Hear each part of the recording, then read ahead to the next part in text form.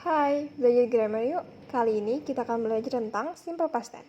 Sebenarnya apa sih simple past tense itu? Simple past tense adalah tense atau bentuk waktu yang digunakan pada sebuah kalimat untuk menjelaskan sebuah kejadian ataupun peristiwa yang sudah berlalu di masa lalu. Pada umumnya kita bisa menggunakan simple past tense ini salah satunya untuk recount text. Kemudian di dalam simple past tense ada dua hal yang harus kita ketahui, yaitu yang pertama adalah nominal simple past tense. Oke, di sini saya sudah mencatat. Di sini kita ada subjek, predikat, dan juga complement. Di dalam subjek terbagi dua, yaitu ada untuk I, he, she, it, dan juga singular subject, yang mana predikatnya akan menggunakan kata was atau to be was. Kemudian yang kedua itu ada you, they, we, dan juga plural subject, yang mana akan menggunakan predikat atau to be were. Oke, sekarang kita masuk ke dalam contoh kalimatnya, yaitu yang ada Aliyah sakit kemarin. Kita bisa translate menjadi Aliyah was sick. Ini sudah dalam bentuk simple past tense. Aliyah sebagai subjek, yang mana dia adalah perempuan. Kemudian was sebagai to be atau predikat. Kenapa menggunakan was? Karena Aliyah itu adalah singular subject. Dan berikut adalah catatan rumus dari nominal simple past tense. Yang pertama itu ada untuk kalimat positif, yaitu subject plus to be were atau was, plus complement. Kemudian yang untuk negatif, subject plus to be, was atau were, plus not, plus complement. Kemudian untuk yang interrogatif itu ada to be pindah menjadi di depan, kemudian plus subject dan juga complement. Oke teman-teman semua, sekarang kita masuk ke dalam verbal simple past tense. Apa sih verbal simple past tense itu? Verbal simple past tense adalah simple past tense yang mana kalimat tersebut memiliki kata kerja. Sedangkan yang nominal tadi itu adalah sebuah kalimat yang tidak memiliki kata kerja. Itulah kenapa di dalam rumusnya setelah subjek kemudian dilanjuti oleh to be. Oke, sekarang kita langsung masuk saja ke dalam verbal simple past tense. Di dalam verbal simple past tense saya sudah menuliskan rumus-rumusnya. Yang pertama itu ada subject plus verb 2 plus complement, kemudian subject plus did not plus verb 1 plus complement. Kemudian yang terakhir itu ada interrogative, yaitu did plus subject plus verb 1 plus complement. Maaf. Oke, ini masuk ke dalam rumus yang aktif pada kalimat aktif, karena di dalam verbal itu ada dua jenis, yaitu kalimat aktif dan juga kalimat pasif. Langsung saja ke contohnya untuk yang aktif. Yang pertama yaitu kalimat positif, ada subject plus verb 2 plus complement, yaitu adalah Aliyah went to the beach yesterday. Di sini Aliyah sebagai subjek, kemudian verb 2-nya adalah went, kemudian complement-nya adalah to the beach yesterday. Selanjutnya, pada kalimat yang negatif, yaitu ada subject plus did not plus verb 1 plus complement, yaitu Aliyah did not. Kembali, langsung karena dari subject plus did not plus verb 1, berarti apa sih verb 1 dari when? Oh, ternyata verb 1 dari when itu adalah go. Artinya, Aliyah didn't go to the beach yesterday.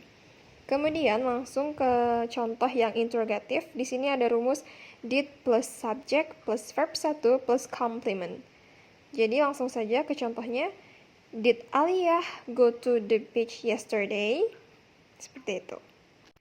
Oke, sekarang kita langsung aja masuk ke dalam verbal yang pasif, kalimat pasif, yaitu yang pertama ada kalimat positif, rumusnya subject plus to be plus verb 3 dan juga plus complement. Contohnya, Aliyah was missed by the train yesterday. Artinya, Aliyah tertinggal kereta kemarin. Karena tertinggal adalah adalah kata pasif. Maka dari itu rumusnya subject plus to be plus verb 3.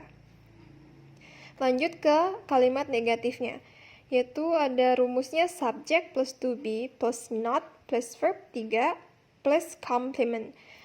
Contohnya, Aliyah was not missed by the train yesterday. Aliyah tidak tertinggal oleh kereta kemarin. Sama seperti di kalimat interrogatif untuk kalimat pasif, to be plus subject plus verb 3.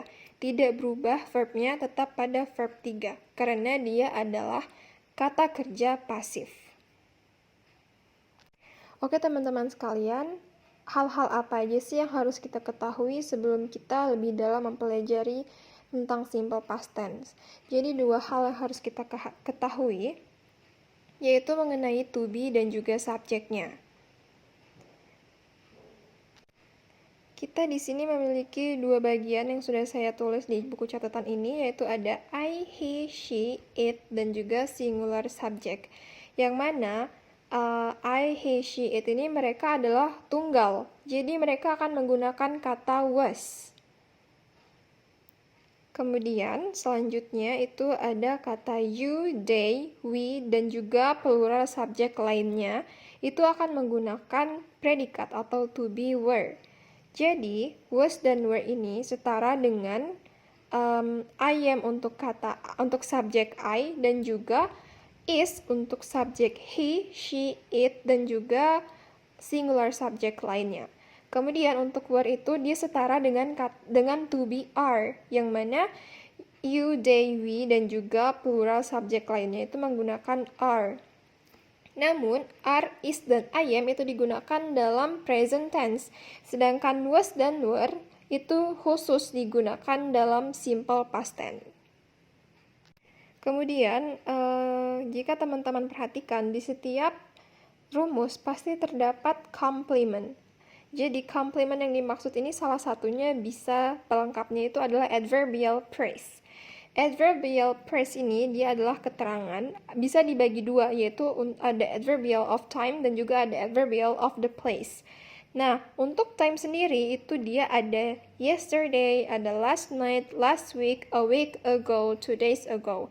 Jadi kata ago itu dia sangat berciri khas untuk simple past tense. Karena sudah lalu. Tidak ada yang kata later ataupun next day, itu untuk yang future, untuk yang akan terjadi nanti. Sedangkan untuk yang last, yesterday, ago, itu mereka terkhususkan untuk simple past tense.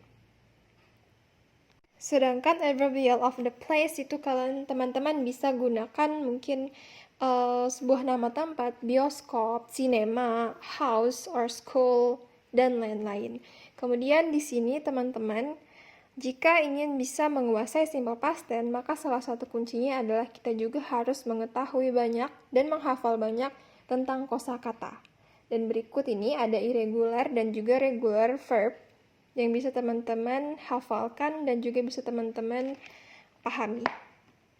Oke, sekian itu saja. Semoga teman-teman bisa nyambung dan selamat belajar.